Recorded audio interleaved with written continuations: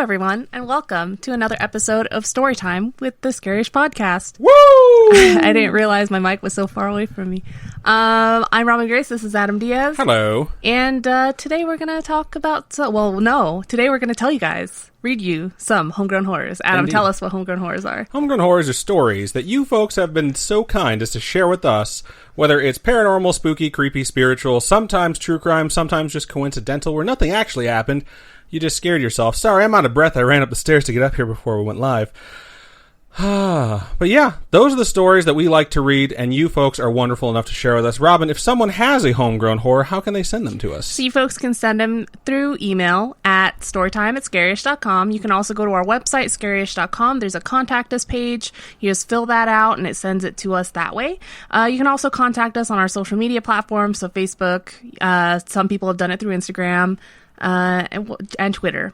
But I don't know how it works on Twitter. We never really go on our Twitter. That's not true. Well, no, I'm on our Twitter a lot. We never message on our Twitter. Yeah, we just get people that tweet us sometimes. It doesn't typically convey within 160 characters a full story. But hey, whatever you want to do. I guess it's more than that right now. Isn't it like 280 characters now instead of it's a lot of characters. Whatever. Yeah. Either way, however you want to get your stories to us, feel free. You can also go to our website, scaryish.com, click on Contact Us, and send them to us that way. That also works, and we highly encourage you to do that. So, a few things right off the bat. Happy New Year to everyone. We are currently recording this on January 2nd, so we just want to say Happy New Year to all the folks who are with us and all the folks who are listening. Shout out to Lady M0918, who just donated 300 bits. We appreciate that. For those of you watching us live, we have something new that we're trying out. Previously, we had decided that we were going to track donations that we received, so we had this little bar at the top here that would let folks know how much money's been donated to us. Lots of folks have been donating bits to us lately, which are a Twitch-specific donation, which for us convert 1 bit to 1 penny. So it's pretty easy to figure that out. You folks pay a little bit extra when you purchase the bits, but they convert 1 to 1 for the streamer that you donate them to. But they weren't getting tracked up there, and it was really bugging us because we were getting so many bits. So the icon's not updated. No, it never updates on time, but don't worry, it'll update itself. Shout out to Emanon, who just donated 1,000 bits. Thank you so much for that. So what's going on here is this is a boss bar. So this is technically a stream boss, is what it's called. For those of you who are listening right now, you're like, I don't know what you're talking about. What's happening here is we have a certain amount of HP, hit points, right there. And for each penny you donate to us, whether it's through an actual dollar donation or bit donation, 2 HP comes off of the stream boss life.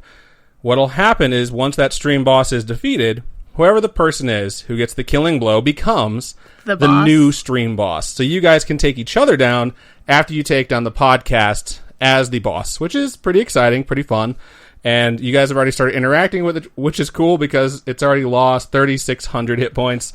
It only has 12,400 left to go, and whoever kills it winds up becoming the stream boss. If you want to get a breakdown of how all the points work, there is a breakdown in our donation section, I think. Oh, no, I made a stream boss section for Twitch, so if you want to do donations, I think a follow is like 10 HP, a subscription is 300 HP, and then, like I said, it's 2 HP for each penny donated. So feel free to have fun with that, and it'll actually track your bits, so pretty fun stuff. Yeah, cool. I'd like to remind everyone one important thing. It is January, and you know what that means. It is time for January Patreon push. I already don't want to join because of that noise. I know how excited everyone is. What is January Patreon push, you ask? Well, it's quite simple. We have a Patreon. If you go to patreon.com/Scaryish podcast, you can see it.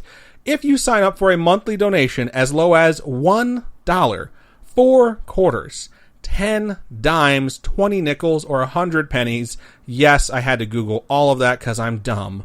You will get 1, early access to all of our stuff, and 2, ad-free access to all of our episodes. And I know that's kind of important to some folks. Some of you are like super supportive that we run some ads nowadays. We appreciate that. And some of you are like, I really don't want to hear any ads. For $1 a month, you get no ads on all of your episodes, and then we have tiers that increase. We have a 1, a 3, a 5, a 10, and so on. I think a $25 and a $50 a month tier. They all come with a bunch of extra stuff, and each time you go up on a tier, you get everything that came before it as well. At the $10 tier, Robin, remind us what we get. Is that the one where you're sending out? Yeah, you get a sticker and a pin or some type of merch that I create for that season. So I'm hoping to make a bunch of new designs. I don't know. She has some really good ones that she's made lately. I don't know if anybody's looked at the new Twitch icon, but it's this new skull design that I made. The people on Patreon have already seen it. They got to see it before the new year, which is cool. So we just posted that on the little Twitch out. It was supposed to show up at the beginning of the stream, but it didn't. It's fine. Whatever. But if you're on Twitch, you can check it out there. And I do have a whole bunch of new Twitch emotes and stuff that I'm going to post. So Miss Deezy says, they're high quality and dope. Do it. Thank you so much for that endorsement. Oh, thank you. We really do appreciate it. Miss Deezy was previously at our $50 a month level where you get what amounts to like a little gift envelope or package where we curate a bunch of stuff and send it to you. Yeah. So it's been really fun to see how much support we've gotten from you folks through Patreon. And the more folks we get on Patreon, the more stuff we can go out and do. We do have a goal for the Stanley Hotel at 150 patrons. I think we're going to almost at 70. We're close. So realistically, last year we had our biggest month ever for picking up patrons. Yes. We nearly doubled our patrons last year. If we could do that again this year, it'd be amazing. And you can contribute to that for literally as low as $1 a month. $1 a dude. So if you're looking at your bank account and you're like, I have $2, give us half that. Stop being so greedy. Seriously, we appreciate everything you folks do for us, from supporting us by just listening to us, to leaving ratings and reviews, to telling your friends, to participating in the community and being so supportive of each other, watching us record live. Yeah, you guys are absolutely... I think... I want to say you guys are life-changing. You are. You guys sincerely Absolutely are life-changing. And it's been such an honor to do this show. At first, it was something that we were hoping someone would listen to. And now it's something where we're like, we can't miss an episode. We have to do it because there are people waiting to hear it. And we want to make sure it's there for them. And that's because you folks have been so wonderful to us. So sincerely, thank you. Go over to patreon.com/Scaryish podcast. And if you are able to donate and sign up for a monthly pledge, it sincerely helps us. You have no idea how much. So that is my January Patreon push plea to start the month, and I'm going to do one an episode until the end of January, and we're going to see how many patrons we can pick up. Oh, Mrs. Zilla says you guys are my friends, and I tell everyone about you all. I would like to point out that there's a meme that shows someone sitting there eating cereal next to a cardboard cutout of 3 people laughing. Yeah. And it says, like, what it's like to listen to podcasts, because you, like, feel like you're part of it, even though there's, like, obviously a disconnect. And then someone else posted a meme where it said that they were telling someone, so a friend of mine told me a story, and they retorted immediately, do you mean you heard it on a podcast? And they're like, yes. You're allowed to say your friend told you a story if you want to tell any of the stories you've heard on our podcast, because you are our friends, because you support us, and we appreciate you that much. Please call us your friends. All right. So do you want to read first? Do you want me to read first? I can read first. We have 4. Okay. We're going to do 2 each, obviously. I believe Robin has a short one and a long one, and I have 2 mediums, so we're just going to dive right in. The first one we have is from Lisa, who sent this on Facebook, and it starts out like this. So, hey, everyone. Hey. Hey, everyone, wherever you're at, yell hey right now. I'm ready to start sharing. Just screaming. Right? If you heard everyone say hey, that was because of you. I'm ready to start sharing. A bit backstory here. My sister and I grew up in a very active place. We are also both born with veils. Interesting. For those of you who don't know what that is, we see otherworldly things. We hear things and we know things. Most people fear our weirdness. Our Catholic mother, for the better part of my life, feared my sister and my abilities as she doesn't have them. We are Irish mostly. A whole lot of our family has this trait as well. I wasn't aware until I had my own kids that my pap explained that I was never crazy. I see and hear things that would make other people never sleep again. Wow, that is super intense and totally reminds me of Constantine.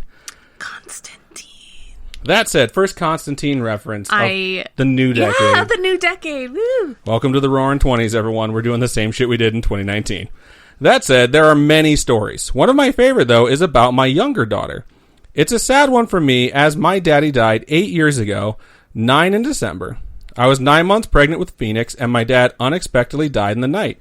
She was very late born in January. The reason this is important is because she had her cord around her neck twice and up over her forehead. Oh my God. She wasn't breathing when she was born until they got her to breathe. Anyway, when she was about 8 or so months old, I was holding her and she smiled up at the wall, pointed at a picture of my dad and I, and said, "Papa," then some baby babble. She'd sit on the floor and, unquotations, talk to the wall often enough that I noticed and wondered about it. It was a sad coincidence at first.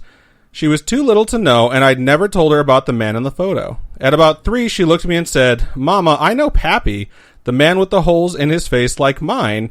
He was in the place I was before I was with you." What the My French blood toast. froze. She has the same dimples my dad had. I was wondering, holes in the face, like, what is that about?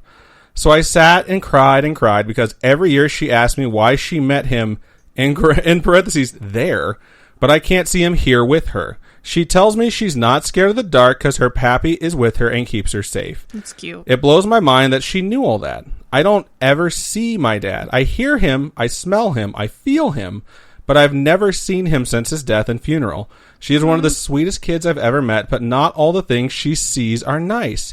She says now that when the scary ones come, Pappy chases them away. That's cool. That is super cool. Yeah. I don't cry as much now, but when I do, she finds me and says, "He'd like you to laugh, baby doll," which is what he called me my entire life. What the French toast? As with this post, I've sat her down and had a chat about our gifts many times.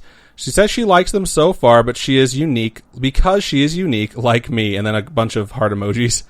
I've not told her of the things my sister and I have seen. She's too little, but she does know that if she sees someone who scares her, she's to ask them to leave and tell them she can't help them.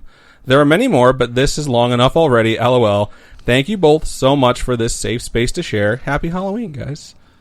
Thank you so much for sharing. Thank you so much for that. It's a good story. Happy Halloween and Happy New Year, since obviously we have the Happy backlog. New Year. So. Happy New Decade. Indeed. That's really, I'm not going to say crazy because I don't want to make you feel bad, but it's just really intense. Yeah, I feel really bad that this kid is going to have to deal with this growing up, but at least she has someone there in her life to let her know like how things go and like what she can do to protect herself. Yeah. And it's really nice she has a guardian angel in her grandfather who's like obviously an active guardian angel chasing the bad things away. So, yeah.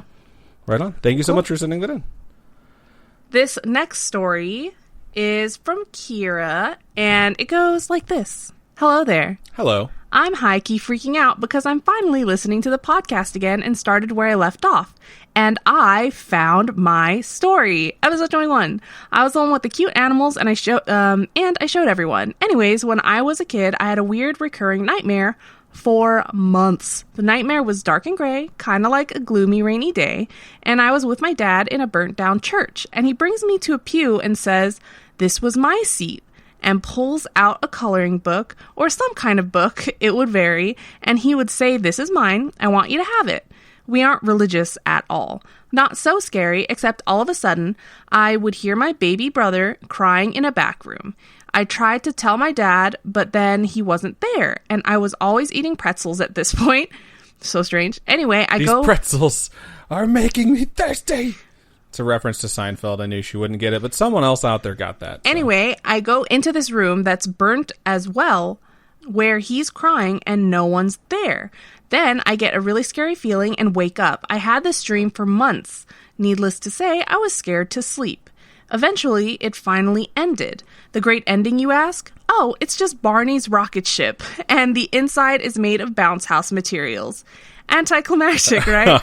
Cool hilarious. And colorful, but never had that dream again. Anyways, thank you so much for making this podcast. I'm listening to episode 99 right now. Keep on creeping on. And then they sent us more of their Omen babies. Indeed. Thank you for sending Omen babies. We absolutely love them. They were absolutely Dreams are adorable. so strange. I really, understand why so many folks want to go to a therapist to talk through stuff. I was talking with my friend at work about this on New Year's Eve because he just swears by it. Like, he just doesn't understand why anyone would not want to go to a therapist because he's become so, enthusiastic about going and talking. One of the things he likes to talk about the most is his dreams because she's so insightful on what they possibly could mean, you know? And it's just so crazy. Like, the head movies your brain plays while it paralyzes your body to recuperate and heal can be, so bizarre sometimes, and you're searching for this deeper meaning, and then you wind up in Barney's rocket ship with bouncy castles inside. Where you're like, well, this did not go at all the way I thought it would. So. Yeah, and I've had strange dreams where my friend got shot because we're FBI agents or something, and she's dying, and I'm like, what am I supposed to do? And then it totally changes to something else, like you're at the beach or something. On New Year's Eve, I woke up to go to work, and I said bye to Robin. And she's like, I had a bad dream. I'm like, oh my God, what happened? She goes, you were a slut. And she has those dreams frequently where I'm in trouble because of something Dream Adam did, which is so different than real Adam. So, yeah, just saying. Would never do that. Don't be such a skanky skank. I'm not a skanky skank. I'm not a Skankosaurus Rex. All right. So before we move on, we're going to go take a quick commercial break.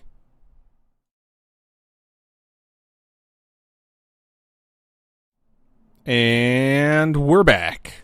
I'm going to move on to my second email and my last email of the show. And the subject is Possessed Elmo can read on the podcast. I am intrigued. I thought that said Possessed Ohio. I was like, what? You need your corrective lenses. Elmo sounds a lot better. All right. It starts out like this. What is up, my spoopy and or creepy dudes? I feel like Adam is creepy and Robin is spoopy, but that's just my opinion. LMFAO. Cool. Hello. Thank you for telling me I'm creepy. It's your boy Elijah, or Otter. I just remembered a thing that happened to me 5 or 6 years ago. I blocked it out, or as Finn from Adventure Time said, the vault. It's funny because Elaine Bennis from Seinfeld also called it the vault, and the only key was tequila. I don't know. I just really need to watch Seinfeld again, apparently. All right.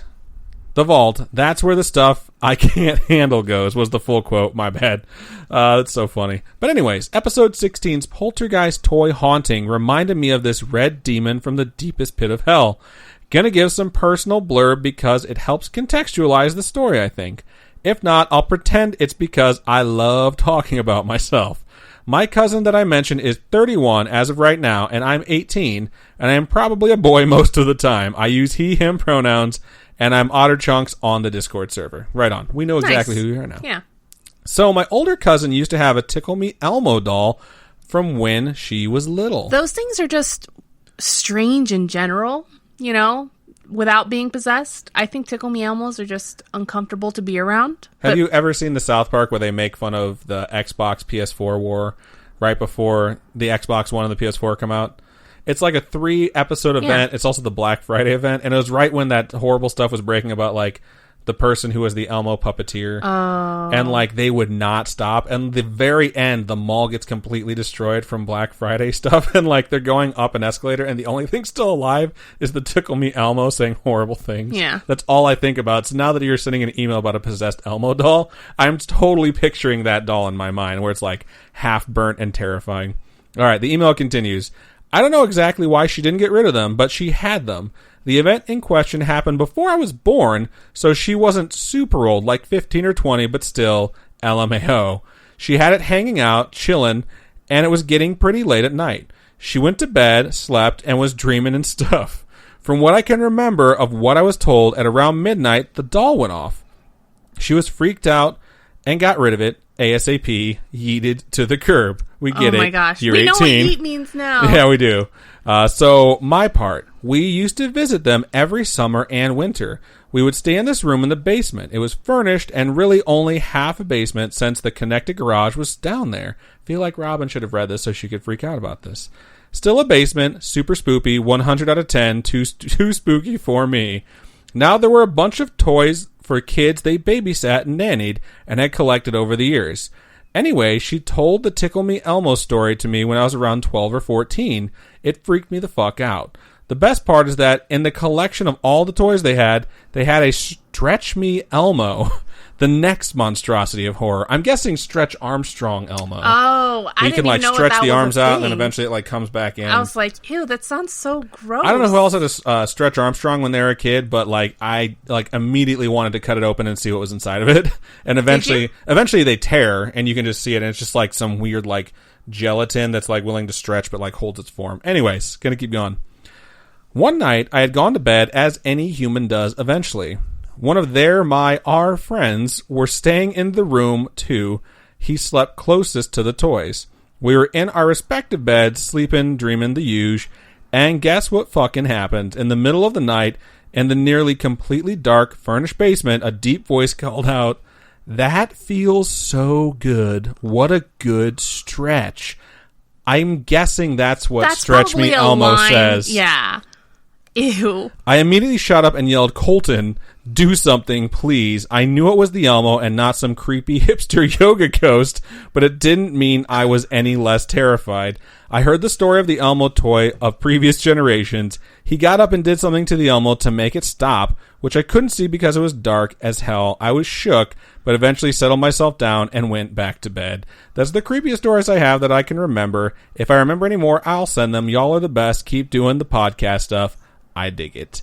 Thank you so much. Thank you so much for sending that. It's so funny because we've been getting a lot of stories lately about like creepy dolls and toys that people had when they were kids. Yeah. Like the one that we had where someone was in the basement and they had plotted and planned to like throw the doll at someone where it was just people messing with them comes to mind. That's a really good story too. So thank you so much for sending that in, because this means in 2 to 3 months we're going to have another cycle of emails that are all about dolls and creepy toys from when people were kids. So creepy. Like, imagine just hearing something speaking to you at night.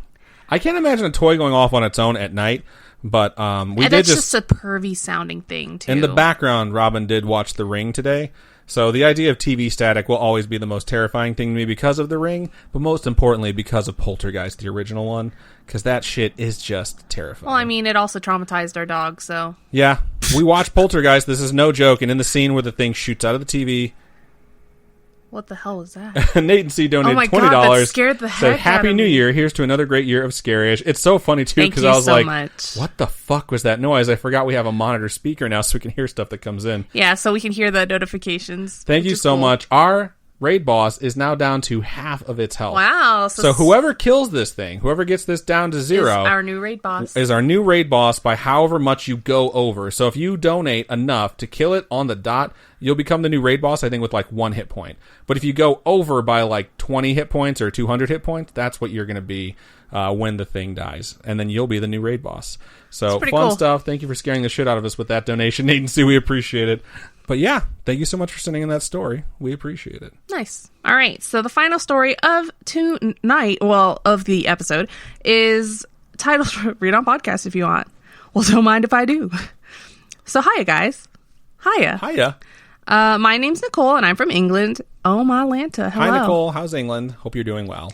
I dare you to try and read some of this in a British accent. Oh, my God. I'm so glad Robin got this one instantly. Unless it's truly terrible, in which case, please stop. Oh, no. I regret this already. Hang on. Can I read the next word in a British accent? Okay. Oi! I hate you! Anyway. Nailed it. You'd think I'm from there. Shout out to Cashew. Holy shit, never mind. Shout out to Nate and C, who just gifted 5 subs. 1 to Cashew 16, crap. 1 to Kimura 20, 1 to Raisin Rebel, 1 to Mato-san, and 1 to the Scriptery. Thank you so much. The boss is down to 3,600 points. So low. We're dying. All right. I apologize for breaking in. It's going to just say it's spooky so many times. It's hilarious. Okay. Because now we can hear it, so it's just like constant. All right. I'm too scared to do it in British accent. Anyway, the house I lived in before I went off to university was more than a little scaryish, so I thought I'd tell you some of the stories from the years that me and my family spent there. Oh God, I wish my sister were here because she would totally do it. She would just do it like in a second. We were looking for something one time. Just I think it was like that radio-controlled BB-8 doll right before Force Awakens came out, and they were really limited when they first came out. And we were calling a bunch of places to see if we could get one on hold. And she was calling places, and like for whatever reason, like if she was calling them back, she was using different voices over and over. So she was using different accents. Shout out to Ghost Java Bean, who just donated 1,000 bits. Thank you so much. There's only 1,600 We're HP almost left. Dead. I'm just saying, $8 will kill that. $8 will take it down because you get. Yeah, but then you want to take over. Yeah, with you want to go over that. You get 2 HP off for each penny donated, and there's 1,600 HP left. So, just saying, whoever kills it is the new raid boss, and your name will be here along with your Twitch icon. Update. That's the only thing. I don't know why. It's just because Streamlabs takes a little while to connect to Twitch, but alright. I'm sorry we keep interrupting it. We have a new stream boss! Emanon has donated 1,000 bits. We have a new stream boss. Thank you so much. Emanon is now the stream boss. I'm going the wrong way. And has 1,000 hit points. Y'all have at him. Have fun. Have at him. Okay. When my family originally moved into the house about 14 years ago, me and my sister were exploring the rooms before they were redecorated, and we found the tip of a syringe / needle on the floor. Oh my God. Thank God we kept our shoes on. Thank goodness. That's scary. We used to find needles at the tennis court we used to play tennis at. Wow. Yeah, there was I don't know, it wasn't really a bad neighborhood or anything, but there were probably a lot of homeless people, and there were just needles and things all over. It was not good. I once went to a Walmart where I saw a guy reach into his pocket to get his ID or his money out Pulled out a for the needle. cashier, and when he pulled it out, like a fucking needle with something in it flew out of his pocket and clattered to the ground. He just looked down and was like, oh shit, and picked it up. There's no cap on this needle, and just put it back in his pocket. Like, he was clearly okay with if it stuck him. He was like, yeah, what the fuck ever, no big deal. I'm sure it was something like insulin or something he needed. I mean, it was in a really bad area of Las Vegas as well. So I'm sure there was nothing weird about that. Okay. I remember me and the cashiers looked at each other like, what the fuck just happened in front of us? So the people who'd lived in the house before us had been an elderly couple with some serious health complications, and they'd left a lot of their medical stuff lying about, including, but not limited to, an old IV rack, which explains the needles. Now, my dad told me they hadn't died in the house, but when the subject came up again a couple of years later, he changed his story. Not only had they both passed away in the house, but the wife had died in the room that became my bedroom. He totally lied to me. What the hell? It's weird that he wouldn't say that to you. I mean, he did move you in there, so I'm sure he was trying to keep you from being scared, but I don't know. Full disclosure is a lot nicer than not telling someone they're about to be haunted. Whilst we lived there, oh my god, that's such a British word, fuck. Whilst we lived there, just people don't use that word, right? I mean, I hear a lot. I don't ever use whilst. I see it written a lot, to be honest, so. My omen baby, a big dumb chocolate lab, called Charlie, was a pretty good sensor to the weird stuff that would often occur. Whilst I was home, I fucking love it, because thank you so much, the Hamburglar. You can never say that name correctly. It. You make fun of me because I said Jang Me Bun instead of Jang Me Boon, or whichever way I fucked it up. But you can't say DeHamburglar86. Thank you for subbing. For the third month, using Amazon Prime mixed with Twitch Prime and a little Prime swirl. So, for those of you who don't know, if you have an Amazon Prime subscription, you have Twitch Prime for free, and you can donate a subscription once a month to any channel you choose. It's free to you, but it gives them $5 dues. So you're stealing $5 from Jeff Bezos' pocket, and say you pick Scaryish Podcast, you'd be giving it to us. And I just encourage that. And thank you so much to the Hamburglar for doing it 3 separate times. Cool. Whilst I was home alone one night doing some washing up in the kitchen, I heard a very clear knock on the closed kitchen door. That's terrifying. I know that I didn't imagine it because Charlie, who's lying by my feet, lifted his head to look at the door. I went over to open it, and of course, there was nothing there. I assumed that the frame had been shifted and made the door creak, so I shut it again and went back to washing up. Just as I was cleaning the last spoon, there was a knock again, except this time, whatever it was, knocked twice. It was so forceful that I saw the door shake, and it spooked Charlie so much that he got up and started barking. Now, the only times Charlie ever barks is when someone either rings the doorbell or knocks on the front door, and he knows when there's a person there, because sometimes the doorbell goes off randomly when nobody's there, and he won't bark. That, in and of itself, is creepy. If the doorbell goes off for no reason, no one's there. This is reminding me of that scene in Haunting of Hill House where the person keeps knocking and she opens the door and there's no one there. The funeral home? And as soon as the door closes, it's like knock, knock, knock, knock. Yeah, that's what I'm picturing right now. Dude, that show's so good. So good. If you haven't watched Haunting at Hill House, go watch it. It's so good. It's not just scary, it's also a really good show. He doesn't bark any other time. Literally never. Not even if he sees a cat. He's a really good boy. Aw. Sounds like a good boy. Anyway, I was pretty freaked out, so I grabbed a frying pan, the most efficient of ghost killing weapons, and walked to the door. But it's a frying pan. It could have salt on it, just saying. Oh, he's so smart. I know. You're welcome. Like from bacon or something? Yeah. Well, not baking, no, but from cooking. It's a frying pan. I said bacon. Oh, bacon. Why would you put salt on bacon? Bacon is already salty. Okay, whatever. Let's keep going here. God. I've just never seen the Winchesters throw bacon at a ghost. That's all I'm saying. But I'm just trying to go, you'd never have leftover salt in a pan, right? Yeah, you would. Seasoning on the pan. Maybe it's, I don't know. Okay, let's just keep going. There's way too many ifs. There's too many variables about this now. Anyway, so I walked to the door. When I pulled it open, surprise, surprise, there was nothing there. I tried to forget about it and left the door open to try and stop it from happening again. And when I went to go upstairs, I called Charlie to come with me, but he refused to move from the kitchen. Aww. It's because the door's open. He's like, no, shut the demons down. Yeah. In order to reach the stairs and me, he would have had to go through the open door that all the knocking was coming from, and he was having none of it.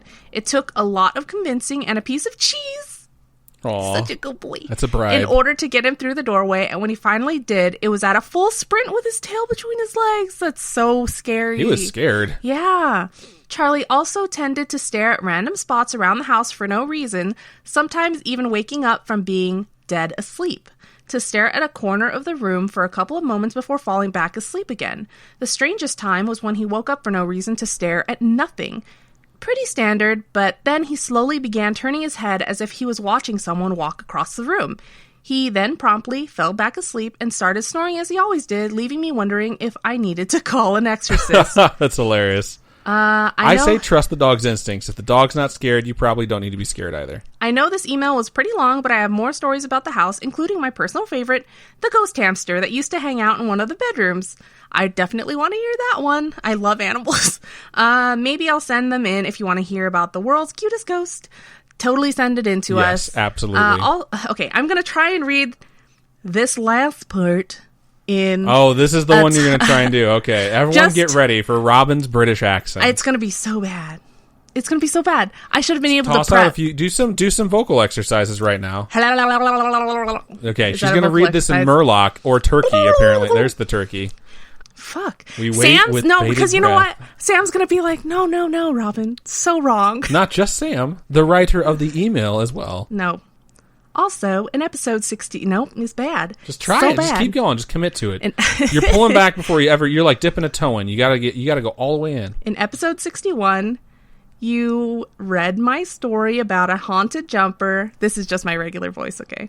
Yes, this one was the jumper debate that kicked off what in the F it's a jumper was. It's a sweater. It's called a jumper in the UK. It's a sweater.